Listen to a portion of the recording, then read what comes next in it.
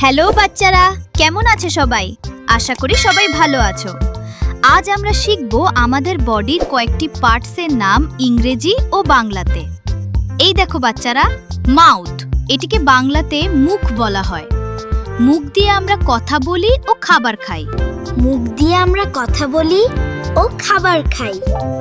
এবার দেখো হ্যান্ড, এটিকে বাংলাতে হাত বলা হয়। হাত দিয়ে আমরা কাজ করি ও জিনিস ধরি।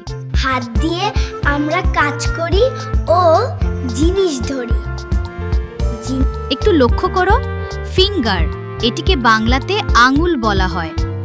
আঙুল দিয়ে আমরা লিখি ও ধরতে পারি।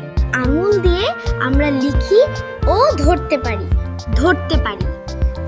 এবার দেখো লেগ, এটিকে বাংলাতে পা বলা হয়।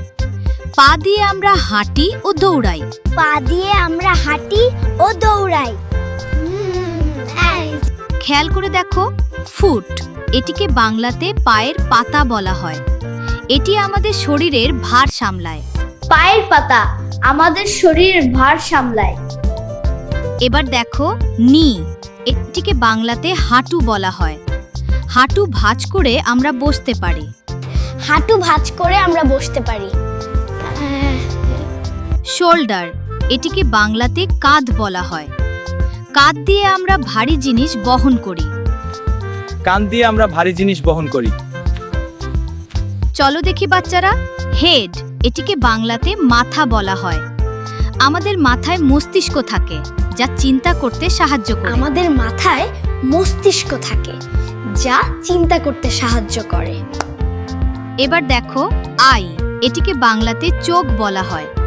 চোখ দিয়ে আমরা পৃথিবীর সব কিছু দেখি। চোখ দিয়ে আমরা পৃথিবীর সব কিছু দেখি। খেয়াল করো ইয়ার, এটিকে বাংলাতে কান বলা হয়। কান দিয়ে আমরা শব্দ শুনি। কান দিয়ে আমরা শব্দ শুনি। এবার দেখো নোজ, এটিকে বাংলাতে নাক বলা হয়। নাক দিয়ে আমরা গন্ধ পাই এবং শ্বাস নিই। নাক দিয়ে আমরা গন্ধ পাই এবং শ্বাস নিই। এবার দেখো নেক, এটিকে বাংলাতে গলা বলা হয়। গলা মাথাকে শরীরের সাথে যুক্ত করে।